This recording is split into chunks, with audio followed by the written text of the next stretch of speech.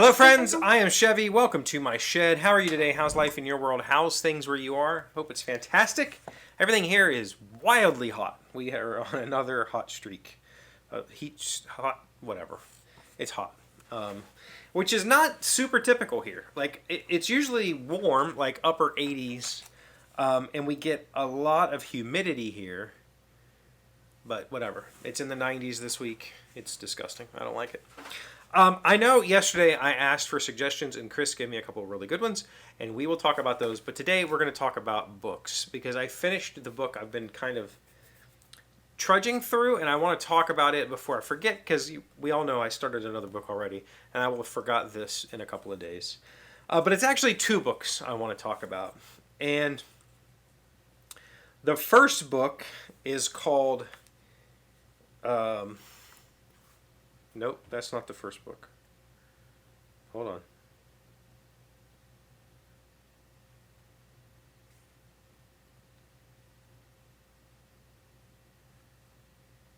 Here we go.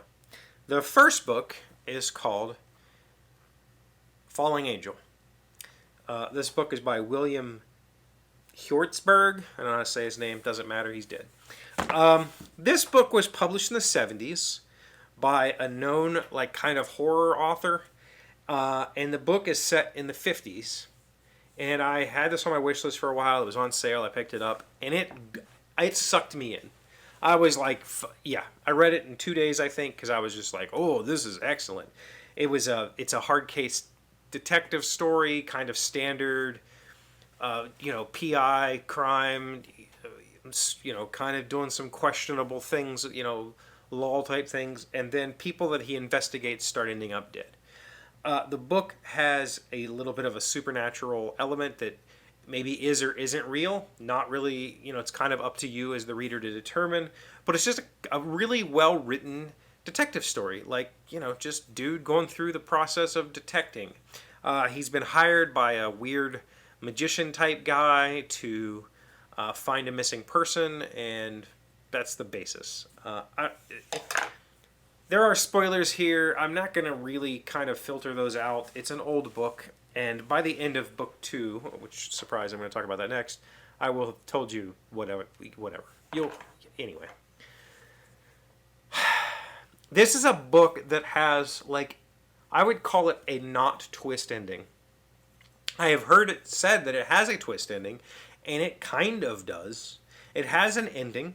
There is a conclusion to the story, and it's our main character, Harry Angel, the detective, essentially gets set up, I guess you could say. The reason I say it's a non-twist ending is because it's somewhat unexpected. You're like, oh, ta-da, you're whatever.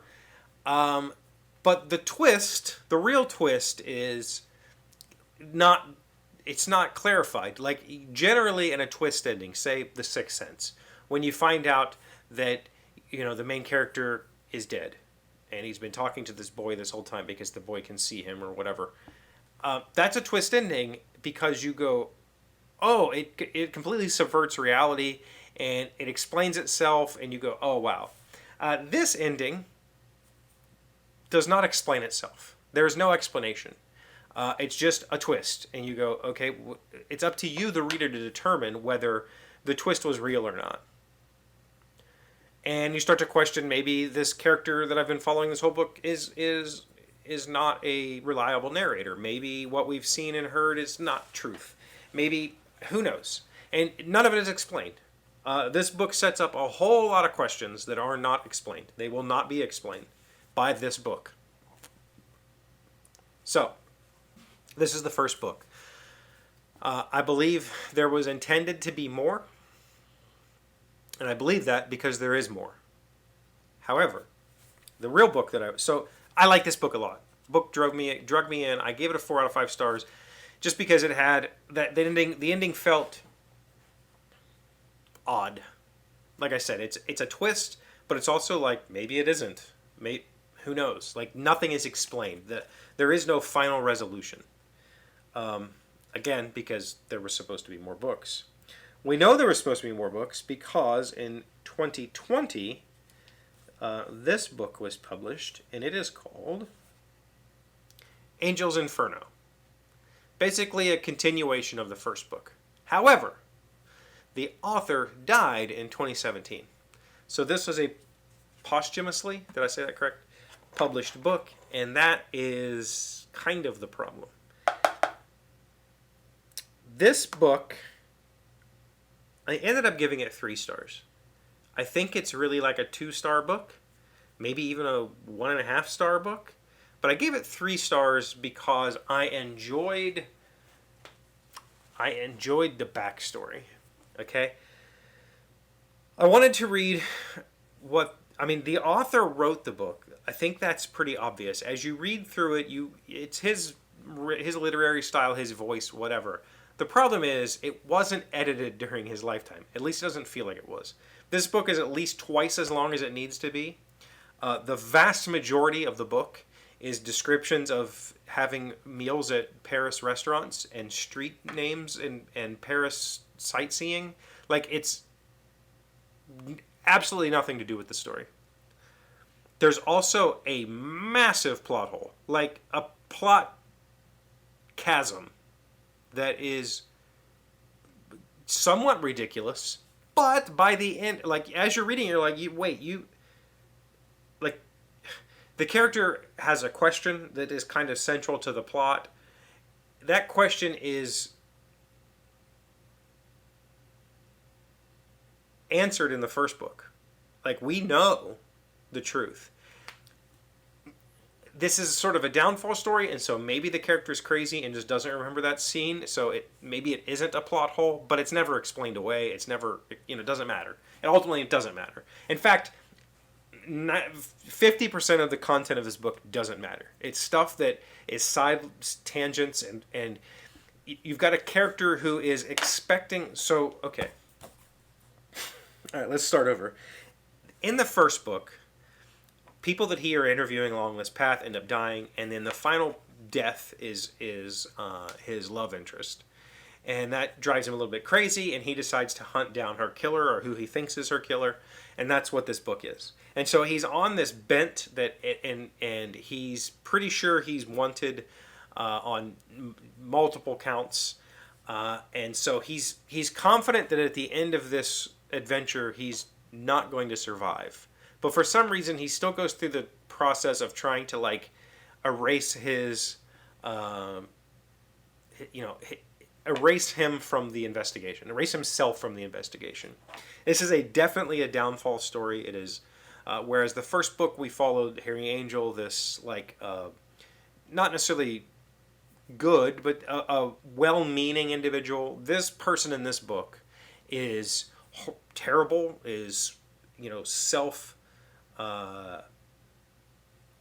self-absorbed, is just willing to do anything and everything to get what he wants, murder, sacrifice, like all kinds of stuff.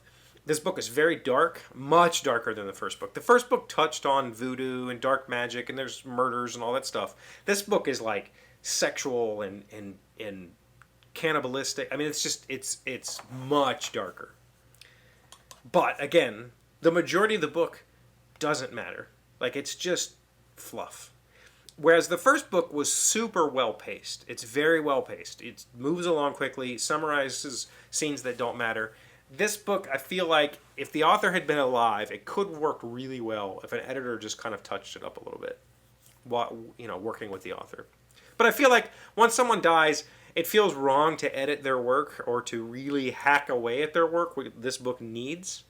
And so I'm glad that it was published as is, because I really liked the premise. So the idea, I really liked the mythos. Basically, William created a mythos of essentially Christ was sent to earth from heaven as a literal God on earth, died, reascended to heaven. His counterpart, Lucifer, on earth is created by men. So Christ was created by heaven, Lucifer is created by men. And the idea being that this is hell. Like, hell is on earth. Lucifer is a real thing that is created by men.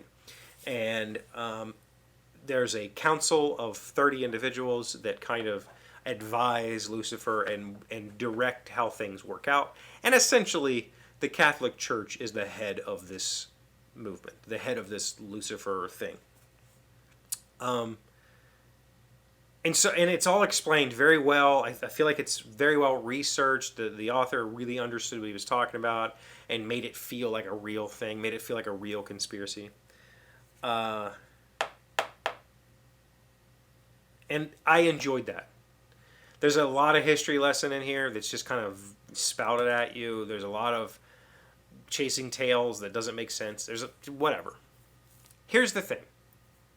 I think that seeing the downfall of the character was fun. It was a fun way to end this, I guess, series of 2 books, was to watch this character just become depraved.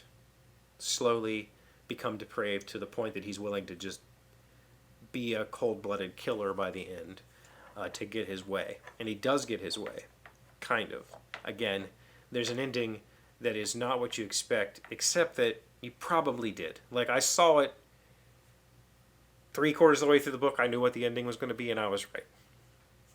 I've read reviews where a lot of people felt the same. So it seems kind of obvious. It seems kind of obvious that this character's downfall, what it sets up, what it puts in motion, seems pretty obvious. Here's the thing. I don't think you should read this book. I don't think you should read either of them, in fact. I think if you read the first, you're going to be left with a, huh? Like, it's good, it's engaging, but there's no real answers. But I would say read the first. But if you want the answers, don't read this book. Because while this book gives you some answers, it doesn't give you the answers that you're looking for. It doesn't tell you who did what in the first book. And I think that's okay. I don't think it needs to. Instead of reading this book, watch the movie Angel Heart. Angel Heart is De Niro from late 80s. I don't remember when in late 80s. Very good movie. It's based on the first book, but it also gives the answers in a more concise way. It is based on, like, I would say it's loosely based on the first book, because it gives the answers. It kind of,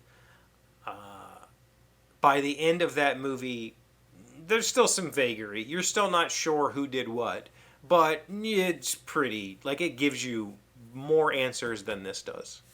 And I think that ultimately it tells the story of both of these books in a pretty well done way, without needing all of the Catholic Church thing and the, you know, what happens at the, whatever. Very interesting books. I skimmed quite a bit here, though.